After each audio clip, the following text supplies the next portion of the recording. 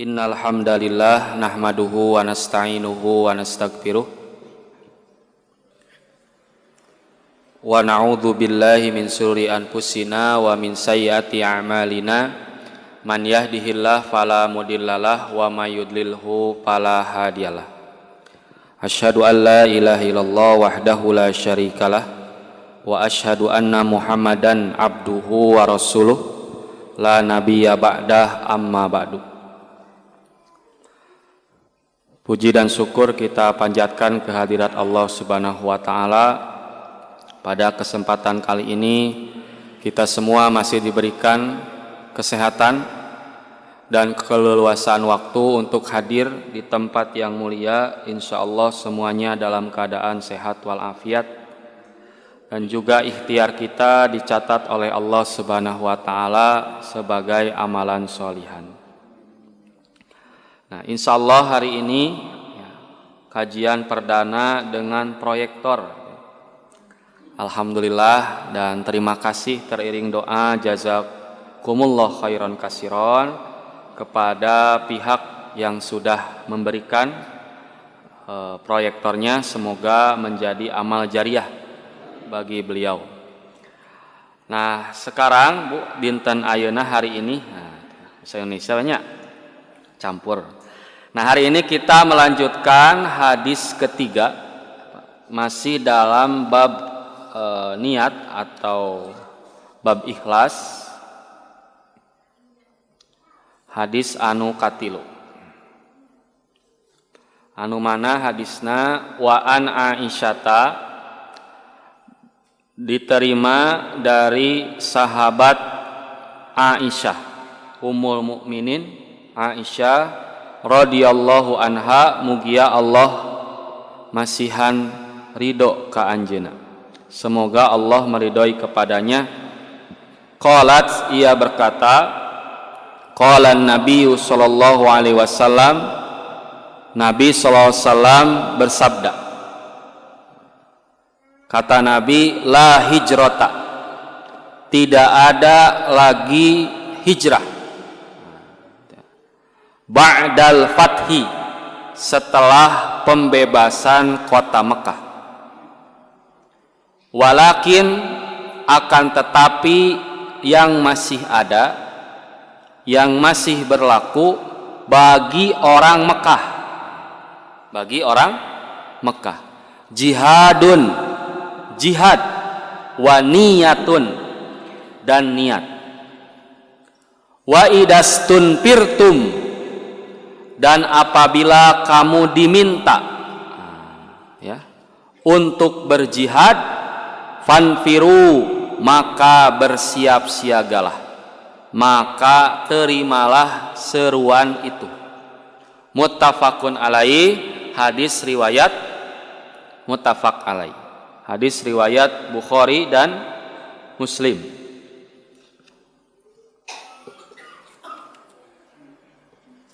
Nah, bagaimana penjelasan dari Syekh Shalih bin Utsaimin? Kata beliau, fi hadzal hadis, di dalam hadis ini, nafa Rasulullah sallallahu alaihi wasallam, Rasulullah SAW meniadakan, menegasikan, artinya mencabut gitu. Apa al-hijrata, hijrah, ba'dal fathi, setelah penaklukan Mekah, pembebasan kota Mekah. Nah, jadi selanjutnya faqala, sabda beliau, la hijrata, tidak ada hijrah, wahadha, dan yang dimaksud oleh beliau wahadha nafyu, meniadakan ini, laisa ala umumihi, bukan berarti hijrah secara umum, yakni annal hijrata, sebab hijrah itu lam tabtul, tidak akan terputus, bil fathi, dengan peristiwa Fathu Mekah. Nah, janten pan sakumaha urang uninga rehna Nabi Muhammad SAW gitunya. Anjeuna dakwah gitu ya. Berdakwah di Mekah berapa tahun, Bu? Nabi hidup berapa tahun? 63. Diangkat menjadi Rasul 40 tahun. Tinggal di Mekah 13 tahun. Nah, selama 13 tahun Nabi berdakwah dari mulai sembunyi-sembunyi sampai terang-terangan hingga beliau diboikot oleh kaum kafir Quraisy selama kurang lebih 2,5 tahun hingga akhirnya muncul ancaman-ancaman kepada beliau, bahkan siksaan-siksaan kepada sahabat-sahabat beliau, terutama sahabat-sahabat beliau yang miskin. Nah, sebagaimana kisah Bilal bin Rabah. Nah, Bilal seorang hamba sahaya disiksa oleh tuannya Umayyah bin Khalaf. Karena apa? Karena masuk Islam. Bentuk siksaannya diantaranya yang kita tahu adalah dijemur, dipoe. Tentu mataharinya bukan matahari Indonesia, matahari Arab. Minimal 38 derajat. Nah, kami di urang mah paling tarik ge 2 tilu 2 nya, 27 ge tos. Wah, tos panas bisa. Gitu. Di sana bisa lebih dari 40 derajat. Selain dijemur juga ditimpakan batu di atas dadanya. Nah, kemudian dipaksa untuk masuk atau kembali ke ajaran jahiliyah. Nah, tetapi jawaban Bilal apa? Ahadun ahad. Nah, itunya. Kalau Bilal itu kuat, gitu ya, istiqomah. Nah, berbeda dengan Ammar bin Yasir. Beliau disiksa bersama ayahnya Yasir dan ibunya Sumayyah. Nah, Yasir orang Yaman, Sumayyah mantan budak, gitu ya. Yasir anak mantan budak. Dia atau keluarga itu tidak memiliki pendukung atau kabilah atau keluarga yang bisa melawan, membentengi, menyelamatkan. Ketika satu keluarga ini masuk Islam, maka disiksa. Bahkan Sumayyah ini adalah syahidah, perempuan yang syahid pertama dalam Islam. Beliau disiksa, yang mana bentuk siksaannya adalah ditusuk dari kemaluannya hingga tembus ke dada. Adapun Yasir, Yasir juga dibunuh.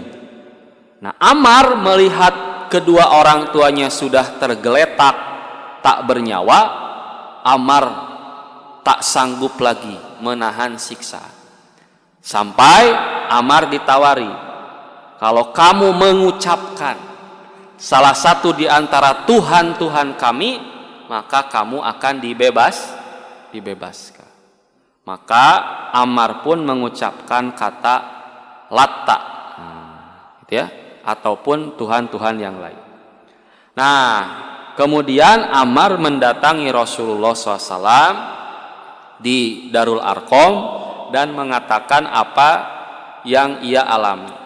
Maka turunlah ayat yang mengampuni atau mengakomodir perilaku Ammar, yaitu terpaksa mengucapkan kekufuran. Nah, demi apa? Demi menjaga nyawa, hifdzun nafsi. Nah, gitu ya. Maka dibolehkan.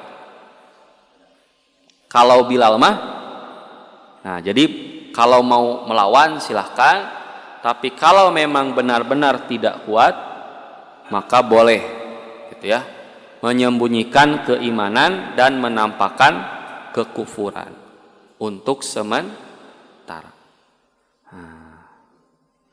Nah, maka Rasulullah SAW gitu ya, apalagi sepeninggal paman beliau Abu Thalib, juga istri beliau Khadijah. Pendukung-pendukung beliau sudah tidak ada. Nah, maka ancaman semakin luar biasa. Bahkan sebelum hijrah, gegedug kafir Quraisy berkumpul di Darun Nadwah, yang mana mereka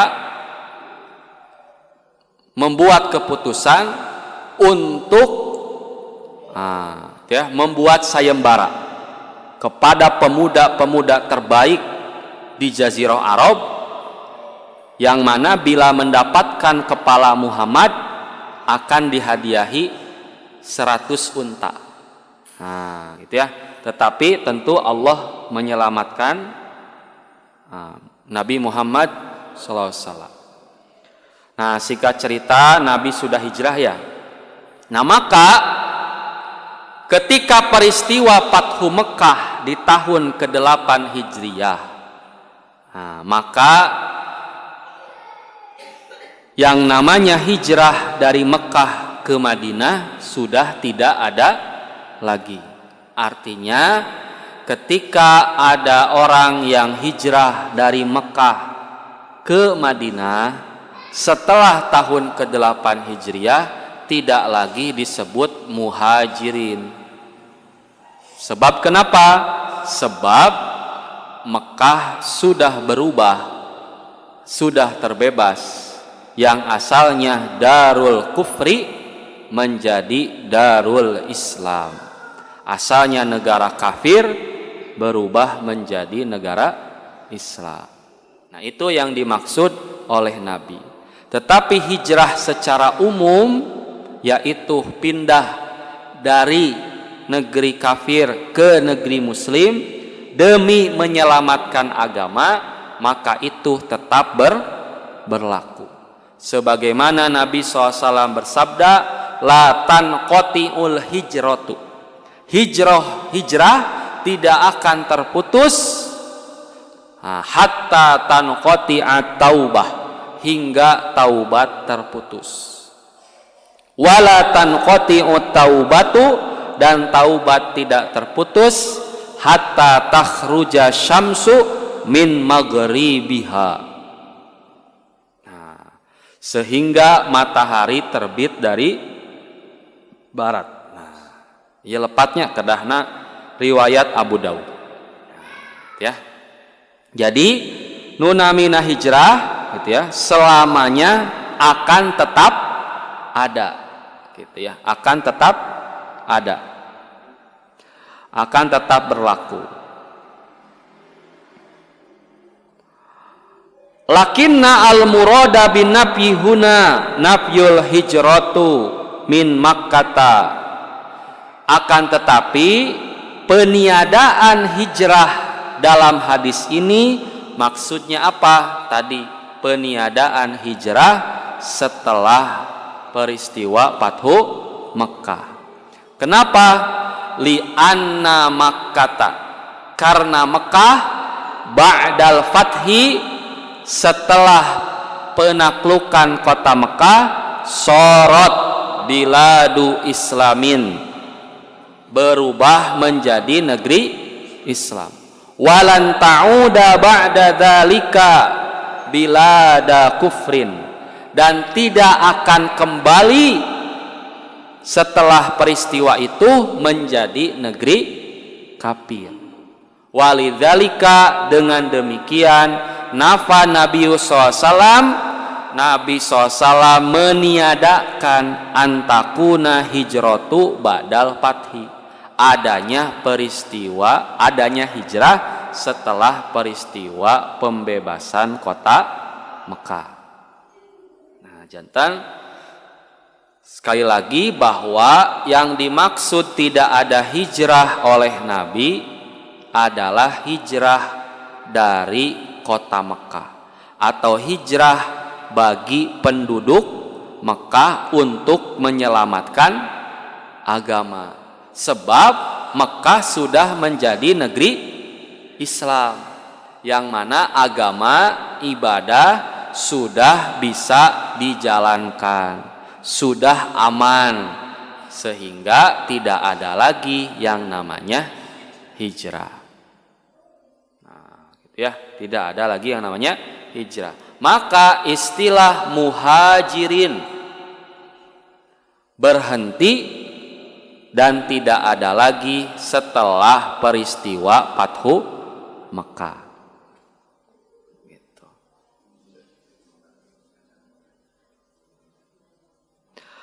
Dan kita tahu bahwa Mekah itu berada di bawah kekuasaan orang-orang Quraisy, orang-orang musyrik. Wa akhraju minha Rasulullah sallallahu alaihi wasallam, dan Rasulullah SAW itu diusir dari negerinya, dari kota Mekah. Fahajirun sallallahu alaihi wasallam biidzni rabbihi ilal Madinah, dan beliau hijrah dengan izin Allah ke Madinah. Wa ba'da samani sanawatin, dan setelah 8 tahun tinggal di Madinah, roja'an Nabi SAW, Nabi SAW kembali ila Makkah, ke Mekah, patihan, kemudian membebaskannya, muzaffaron mansuron, dengan meraih kemenangan dan juga pertolongan dari Allah Subhanahu wa ta'ala. Banyak sekali pelajaran yang luar biasa dalam peristiwa Fathu Mekah. Nah, ya Pak, di Islam tidak ada yang namanya penaklukan sejati. Tidak ada yang namanya penjajahan. Justru Islam itu menggaungkan yang namanya futuh, pembebasan. Gitu ya, pembebasan. Nah, tidak ada agresi, apalagi genosida. Nah, justru dibebaskan. Yang asalnya miskin jadi kaya, yang asalnya melarat, yang asalnya kering jadi subur dan makmur. Bahkan umat Islam dalam sejarahnya ketika datang atau tiba di satu negeri, maka negeri tersebut menjadi maju. Nah, menjadi maju. Bahkan umat Islam yang datang ke negeri itu rela mati demi negeri itu. Nah, gitu ya. Makanya di Islam itu sekali lagi tidak mengenal yang namanya agresi militer. Jadi dakwah dengan pedang dalam arti membunuh, gitu ya, dalam arti mengancam, memperbudak, menjajah, itu tidak ada. Nah, gitu ya. Bahkan Muhammad Al-Fatih, gitu ya, pernah berwasiat kepada putranya, nah, gitu ya, bahwa jihad itu harus terus dilakukan. Tetapi ingat bahwa jihad itu tujuannya adalah untuk membebaskan manusia. Minaz zulumat ila nur. Nah, yang asalnya bodoh menjadi pintar, yang asalnya malas menjadi rajin, yang asalnya ekonominya terpuruk menjadi unggul. Nah, gitu Pak. Bangsa Eropa, Pak, dulu tidak mengenal yang namanya sabun. Bahkan mandi itu setahun bisa sekali mungkin. Belum lagi gaya berpakaian dan lain sebagainya. Justru Muslim Spanyol yang membawa keberkahan, membawa mode atau membawa kebiasaan-kebiasaan. Istilah cuci tangan, gitu ya, memakai sandal dan lain sebagainya, itu dimulai dari Muslim Eropa di Spanyol. Gitu ya. Nah, jadi kedatangan Islam ke satu negeri pasti membawa rahmat. Dan kita bisa baca sejarah, bila Indonesia tanpa ada Islam, gitu ya, entah akan bagaimana. Ya, bisa dibandingkan dengan kesultanan Islam dan kerajaan-kerajaan sebelumnya. Gitu ya.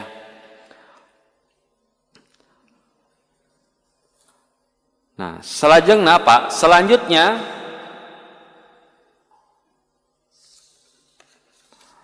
wa fi hadza. Nah, maka hal ini gitu ya, yang Nabi katakan bahwa tidak ada hijrah setelah penaklukan Mekah, setelah pembebasan Mekah, dalilun, menjadi dalil ala anna makata, bahwasannya kota Mekah lan ta'uda, tidak akan pernah kembali, litakuna biladu kufrin bal satabqa biladu islamin, tidak akan kembali menjadi negeri kafir, tetapi akan tetap menjadi negeri Islam ila antaku masaah, hingga sampai hari kiamat, au ila ayyasha Allah, atau hingga masa yang Allah kehendaki. Nah, gitu ya. Nah, peristiwa Fathu Mekah itu terjadi pada tahun ke-8 Hijriah. Itu ya. Yang mana ketika Rasulullah SAW membebaskan kota Mekah itu tidak terjadi yang namanya pertempuran. Tetapi bibit-bibit kemenangannya sejatinya sudah ada. Sejak kapan? Sejak Sulhul Hudaibiyah, perjanjian Hudaibiyah di tahun ke-6. Rasulullah itu kan mimpi bahwa beliau umroh, tawaf di Mekah. Diceritakan kepada para sahabatnya, oh, kalau beritu bisa jadi itu adalah wahyu. Maka Rasulullah SAW pun berangkat ke Mekah untuk melaksanakan umroh. Tetapi baru sampai di Hudaibiyah, sudah dicegat, sudah dilarang. Maka Nabi mengutus siapa? Utsman bin Affan untuk bernegosiasi, sebab kedatangan Rasul ke sana semata-mata ingin umroh, tidak akan menyerang kota Mekah. Nah, tersiar kabar bahwa Utsman terbunuh, Pak. Jadi Utsman tadi diutus dan tersiar kabar terbunuh. Maka ketika Nabi mendengar berita itu, Nabi mengumpulkan seluruh para sahabatnya dan membaiat mereka di sebuah atau di bawah pohon yang dikenal dengan Baiatur Ridwan, yang pohonnya dihancurkan pada masa Umar bin Khattab. Kenapa dihancurkan? Musyrik. Apa isi baiatnya? Di antaranya siap menumpahkan darah, siap sampai mati, membela Islam, membalas kematian Utsman bin Affan. Gitu ya. Walaupun bermodalkan bedog gitu ya. Kenapa? Karena keperluannya hanya untuk menyembelih hewan. Menyembelih hewan. Tidak untuk berperang. Nah, ternyata Utsman ada. Gitu ya, Utsman ada. Tetapi kaum kafir Quraisy yang mendengar sumpah setia para sahabat, mereka ketar-ketir, Pak. Mereka teringat trauma mereka di perang Badar. Maka justru mereka menawarkan perjanjian yang dikenal dengan perjanjian Hudaibiyah. Yang diantara perjanjiannya adalah 10 tahun tidak boleh berperang. Nah, tidak boleh masuk, tidak boleh berperang. Kalau ada orang Islam di Mekah, tidak boleh keluar. Tapi kalau ada orang musyrik atau orang Islam yang ada di Madinah dan keluarganya ingin mengambil, boleh diambil. Nah, menurut sebagian sahabat, ini perjanjian macam apa? Nah, sebab menguntungkan kafir Quraisy. Tapi ini adalah strategi Rasulullah SAW. Dan bila ada pelanggaran, nah, maka salah satunya akan menyerang, ya, akan berperang. Nah, kebetulan di sana ada Bani Khuza'ah dan Bani Bakr. Nah, Bani Khuza'ah bersekutu dengan kafir Quraisy. Bani Bakr bersekutu dengan kaum muslimin. Bani Khuza'ah membunuh orang Bakr. Nah, artinya menyalahi perjanjian. Nah, akhirnya Rasulullah SAW menyiapkan pasukan. Tetapi oleh Rasul teh teu dibeja-beja. Nah, Rasul teh nyiapkeun perlengkapan. Nah, Aisyah teh bertanya-tanya, terheran-heran. Kunaon Rasul teh ngumpulkeun ya persiapan alat perang. Nah, maka mengetahui bahwa perjanjian sudah dilanggar, Abu Sufyan mencoba untuk menggoda. Nah, tibalah Abu Sufyan kemana? Ke Madinah. Nah, jadi gini Pak, alurnya itu. Kafir Quraisy itu adalah suku terpandang di Arab. Bahkan sebagai suku terkuat.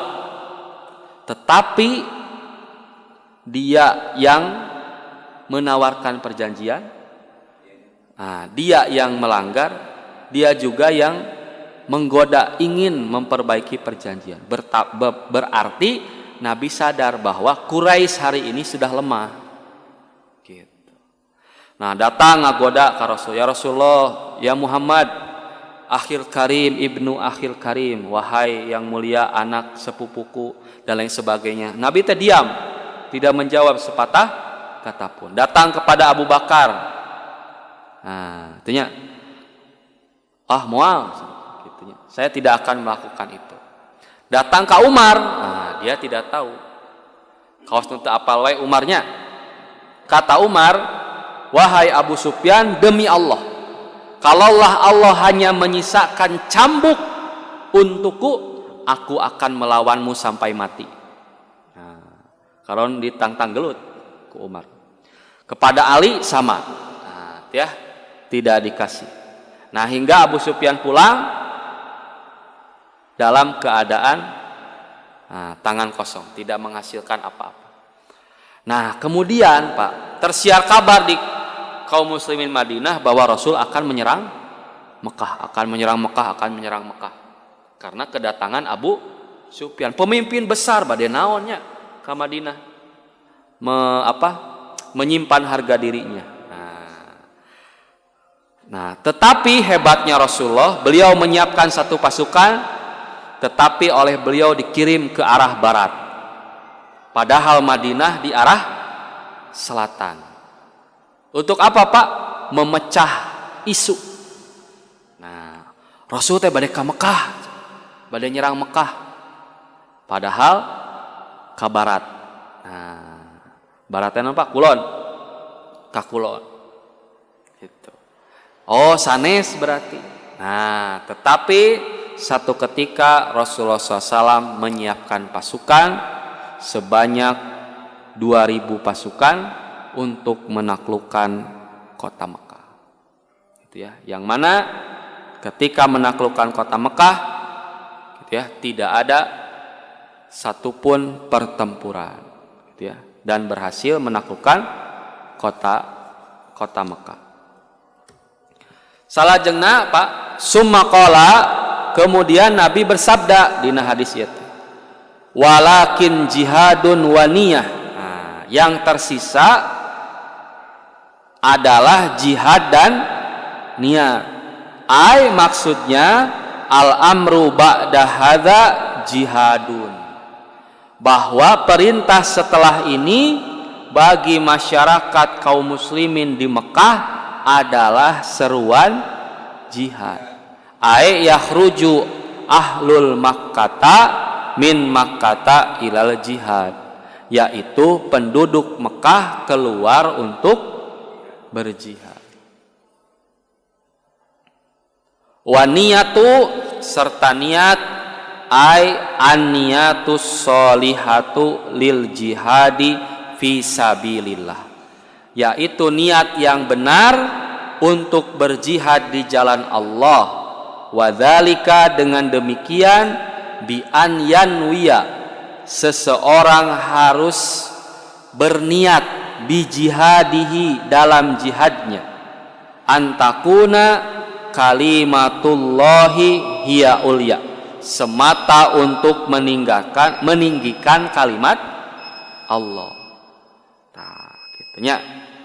Jadi tetap bukan semata-mata jihad, tetapi harus diniatkan karena Allah, diniatkan semata-mata untuk meninggikan kalimat Allah Subhanahu wa taala.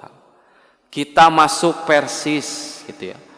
Kita berjihad bukan semata-mata membela Persis, membela organisasi, membela jamiah, tetapi li'ila'i kalimatillah, untuk meninggikan kalimat Allah. Gitu.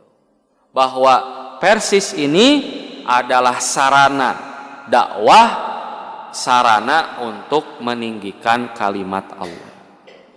Summa qala alaihi salatu wassalam, kemudian dalam hadis itu Nabi SAW bersabda, wa idastanfirtum, dan apabila kamu diminta berjihad, fanfiru, maka bersiap siagalah. Yaitu idastanfirtum, yaitu jika kamu diminta, gitu ya, untuk berjihad fisabilillah di jalan Allah, fanfiru, maka penuhilah, gitu ya, wujuban permintaannya. Wahina idin, pada saat itu yakunul jihadu fardu ainin, hukumnya jihad adalah fardu ain, tapi oleh pemimpin Islam. Nah, gitu ya. Ketika itu menjadi wajib. Apa dalilnya? Allah Subhanahu wa taala berfirman, gitu ya. Ya ayyuhalladzina amanu, di surah At-Taubah ayat 38. Wahai orang-orang yang beriman, malakum idza qila lakum infiru fi sabilillah.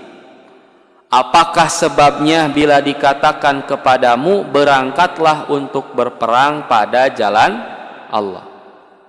Thaqaltum ilal ard, arditum bil hayati dunya minal akhirah. Apa kamu merasa berat dan ingin tinggal di tempat? Apakah kamu puas dengan kehidupan dunia sebagai ganti kehidupan di akhirat? Pama mataul hayati dunya, padahal kenikmatan di dunia ini, fil akhirati, dibandingkan kehidupan akhirat, illa qalilun, hanyalah sedikit.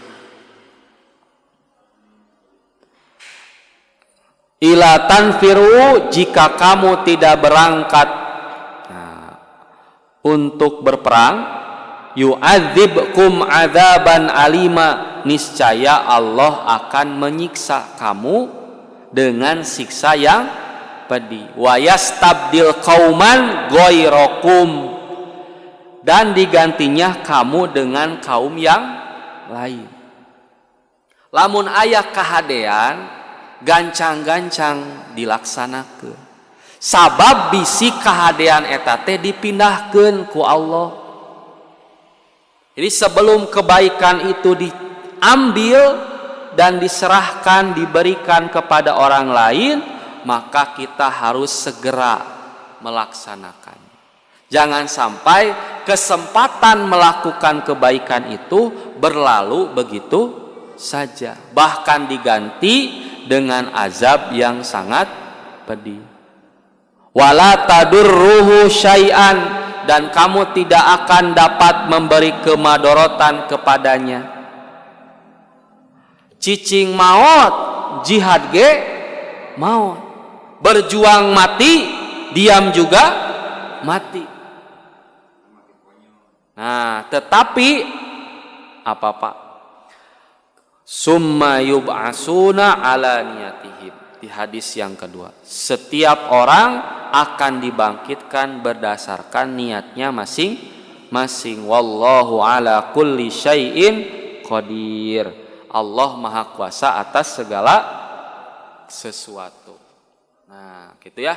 Jadi luar biasa ketika Allah memberikan kesempatan untuk melaksanakan kebaikan, maka harus kita ambil, kita laksanakan, sebab kita tidak pernah tahu kapan Allah Subhanahu wa taala menghentikan episode kita di dunia.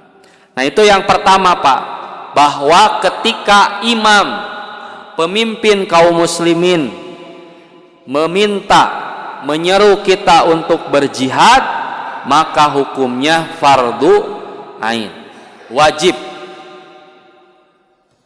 Kemudian yang kedua, jihad menjadi fardu ain adalah idza hasara baldatan adu, jika musuh mengepung negara, aja al adu hatta wasala ila baladi, atau musuh datang hingga tiba di negeri Islam, wa hasara baladu, dan mengepung negeri tersebut, sorol jihadu fardu ainin, maka setiap orang yang berada di dalamnya wajib berperang, wajib berjihad. Hatta ala nisai wasyuyuhi al-qadirina, bahkan bagi wanita dan orang-orang tua al-qadirina, bukan yang bernama Qadir, tetapi yang mampu fi hadhil hal menjadi wajib, li anna hadza qitalun difaun, karena perang ini mah perang untuk mempertahankan diri, mempertahankan agama. Gitu ya. Jadi wajib kalau negeri kita diserang, dikepung oleh musuh untuk melawan.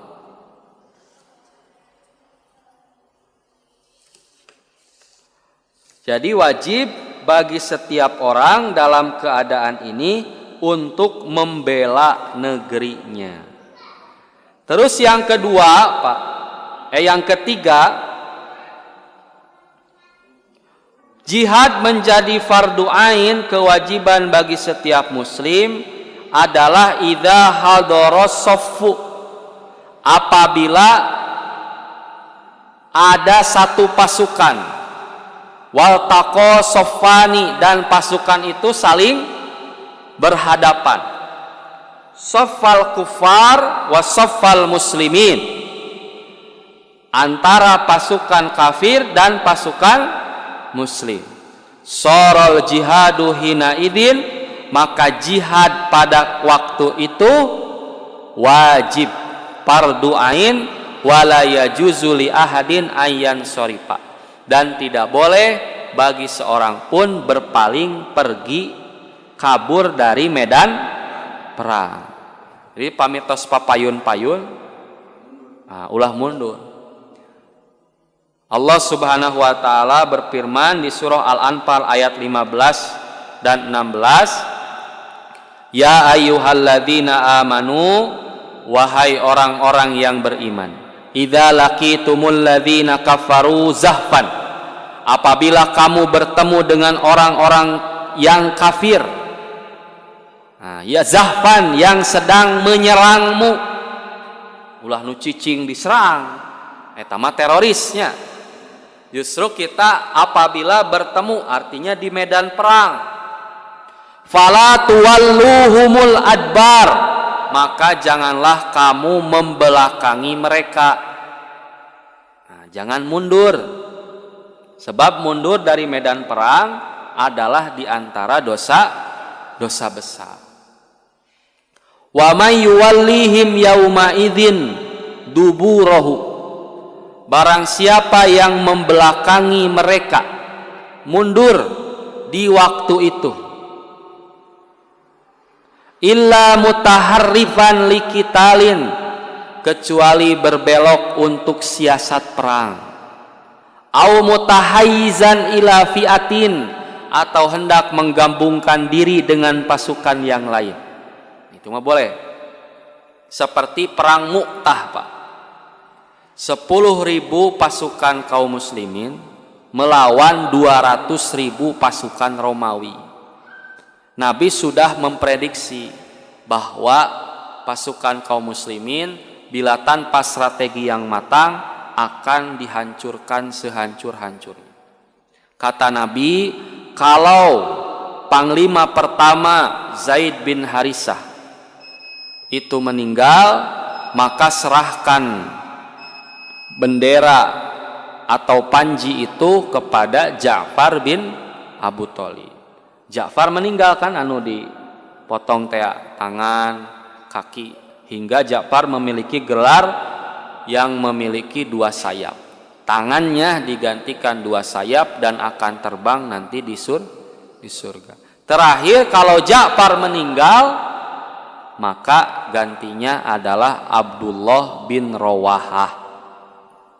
Abdullah bin Rawahah meninggal. Nabi tidak menyiapkan.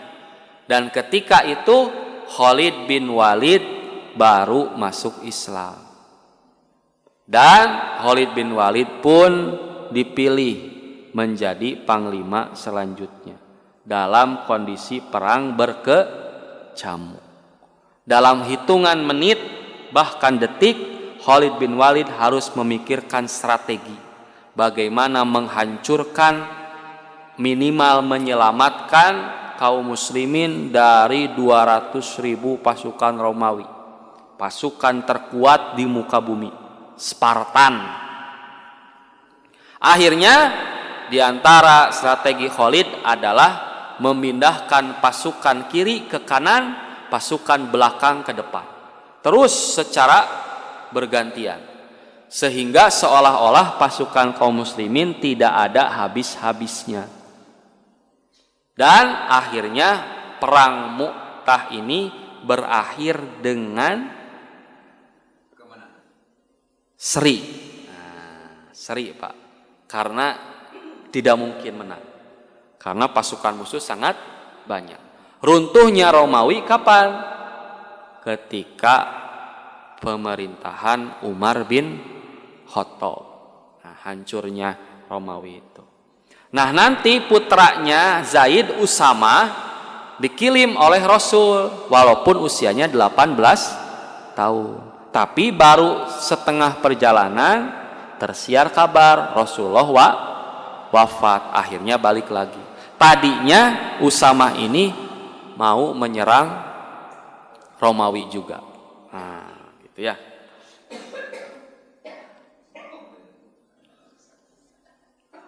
Faqad ba'a bi ghadabin minallah wa ma'wahu jahannama wa bi'sal masir.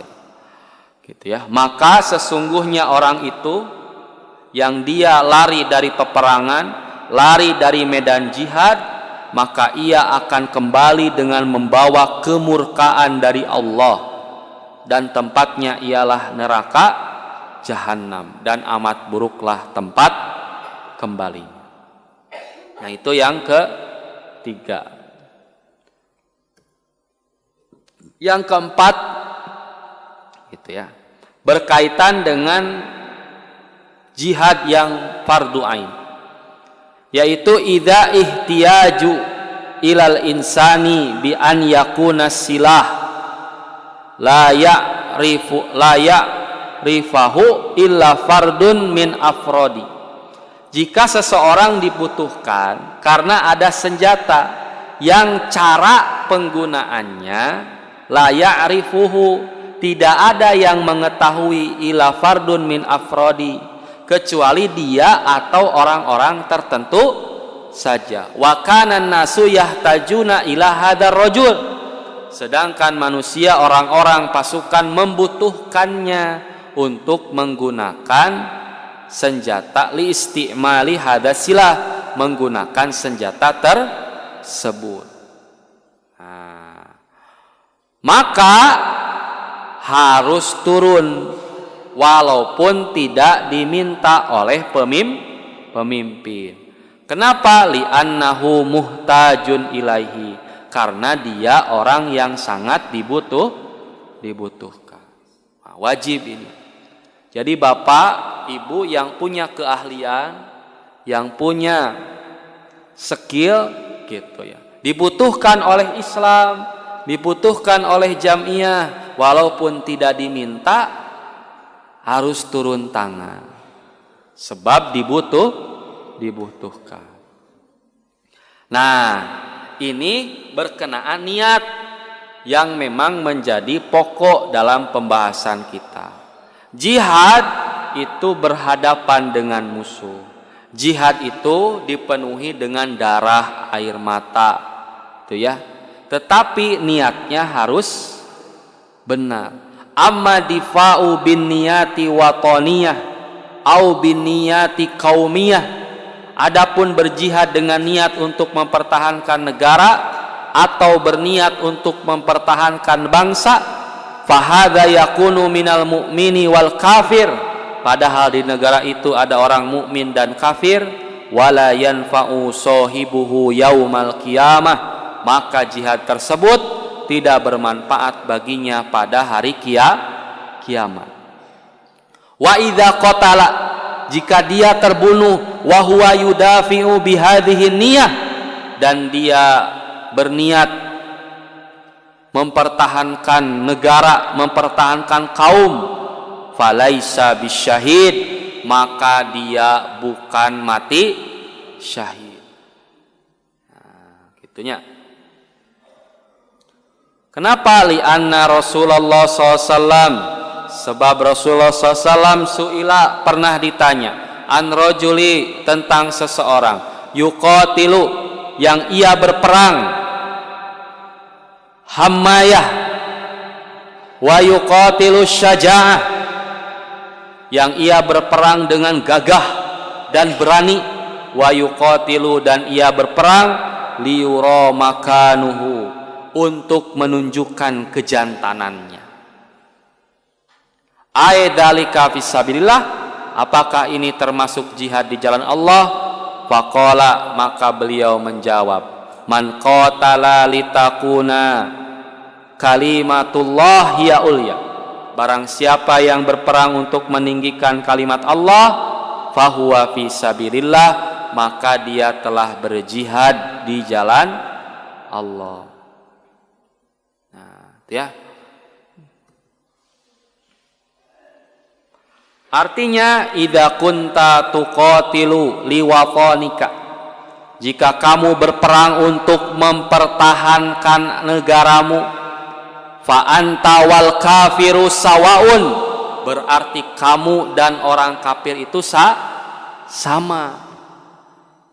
Lakin qatilun litakuna kalimatullahi ya ulya mumassilatun fi baladika,